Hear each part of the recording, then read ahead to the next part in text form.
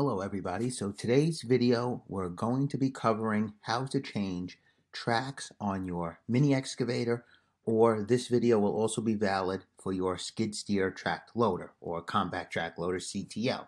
So we're going to cover two different ways of changing the tracks. The first way would be the conventional way. The second way is going to be when you have to replace parts once you take the track off. So without further ado, let's get into some track changing action. Yeah, that's it. Okay. There you go. Beautiful. Okay, good. All right, now we need the little one. We need to take the Zerk out. Okay, so it's going to be chop saw cutting time. So just what I wanted to show you here is, normally you would take out this relief valve, you would turn it 2 or 3 times, a little bit of grease is going to come out, and then you'll just push the idler in a little bit to put the track on. The only reason I took out the high pressure Zerk is because I needed to put a new one, but when you take out that Zerk, all the grease empties out, and then you need about a tube of grease to pump it back up. Okay, so once you turn that relief valve 2 or 3 times, you push the idler in gently with a bar, or you could use a second machine, and that will loosen up the track. Then you're going to hook up a chain. If you don't have 2 machines, you would have to use a bar for this. But if you have a second machine, grab a chain, hook it up to the bucket, and then have one person spin the track slowly while you tug on the track, and it'll fall off of the sprocket and the idler, and then the track is completely removed. Then you remove any dirt or debris, or check your condition of your rollers, sprocket, and idler while the track is off to make sure nothing needs to be changed. Once you're all done with that, you're ready to throw the new track onto the machine.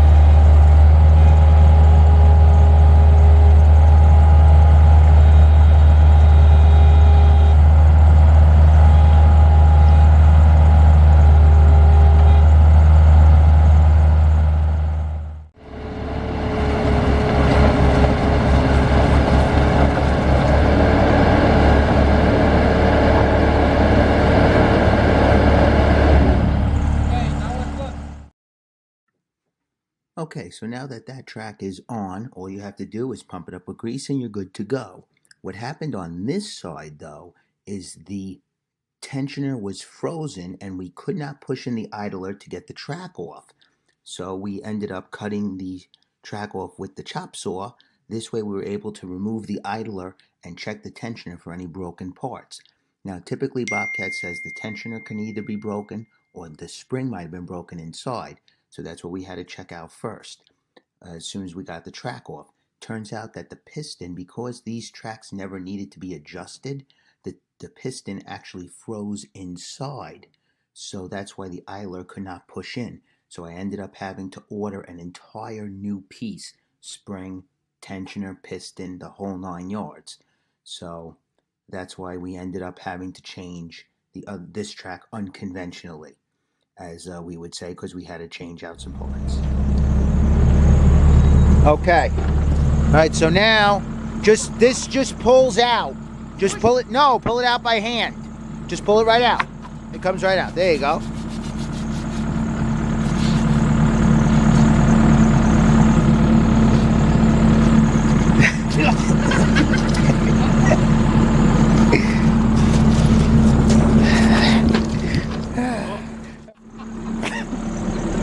They're drinking the Kool-Aid. Oh my God! Okay. Can you please pull the idler out now? Give me one head! Okay. With dirt. The spring is not broken.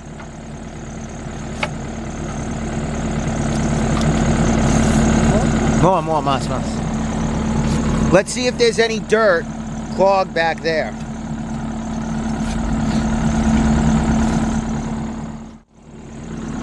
Alright, we'll spray it up with some more of the penetrating oil. Open your mouth. Okay, Carlos, bend over. Bend over.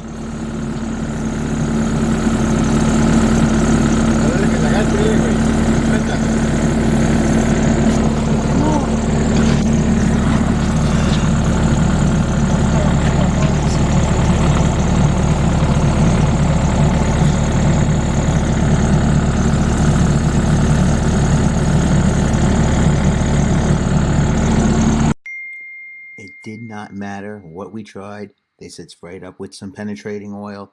They said try to push it harder with the machine. We tried everything we possibly could to get the piston unfrozen, but it just was not meant to be. So once that piston gets frozen like this, it's shot. You're going to have to order a new tensioner. See how we just kept pushing and pushing and trying, but I don't want to wreck machines, and it just wasn't going to happen. So that's what ended up with that. So what you're going to see now is I'm unloading the tracks. So when you guys are taking the tracks off of your truck and storing them, if you're not going to put them on immediately, always make sure that you store them in the way they sit on the machine. See how they're sitting in the dump truck like an accordion almost, sunk in the middle? You don't want that. That can lead the track to be a little bit misshaped, and it'll be a little bit tougher to get it onto the machine later. Another thing that I wanted to talk about is what is the tensioner. So the tensioner is a piston that's hooked up to a spring that pushes the front idler out, which puts pressure to hold the track in place.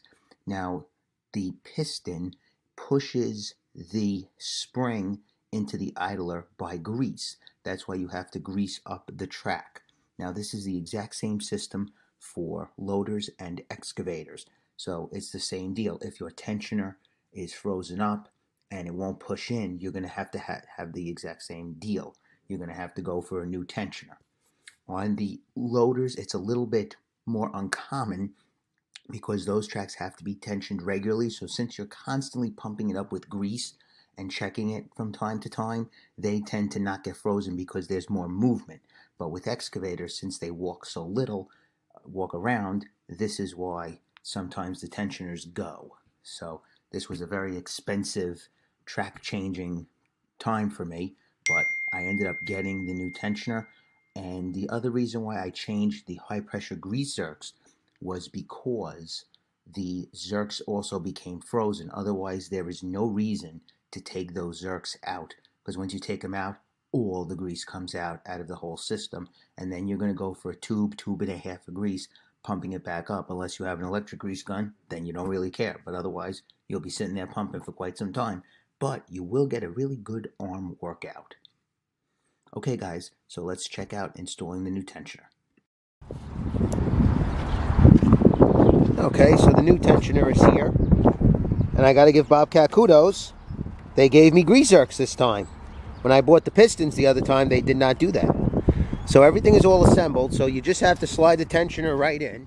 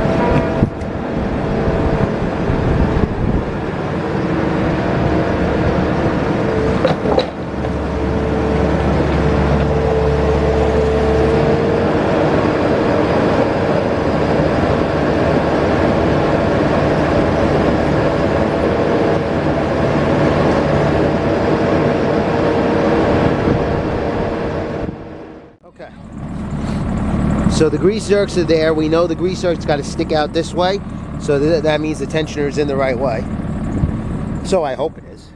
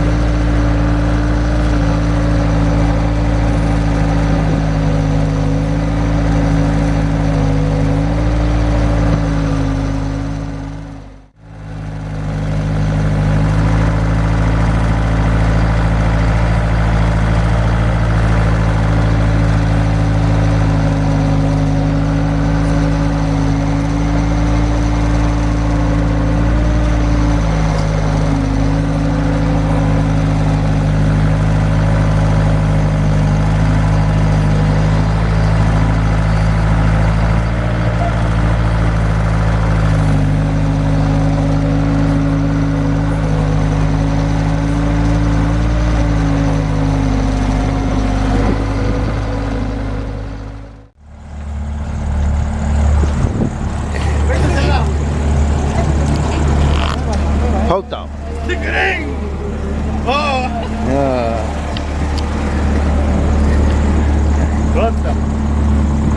Okay.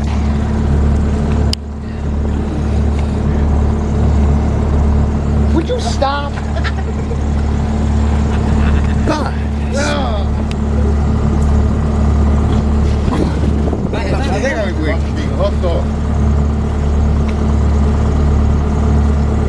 Maybe you need mouse grease?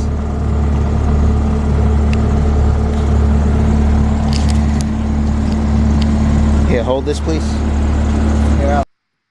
Okay, guys, so I hope this video has helped you out. If you have any questions, comments, please leave them below. Any requests, always drop them in the comment box, and I will get to them as soon as I can. And the funny thing is that a lot of people don't understand is that these undercarriages, they all the parts basically just like slide into a slot.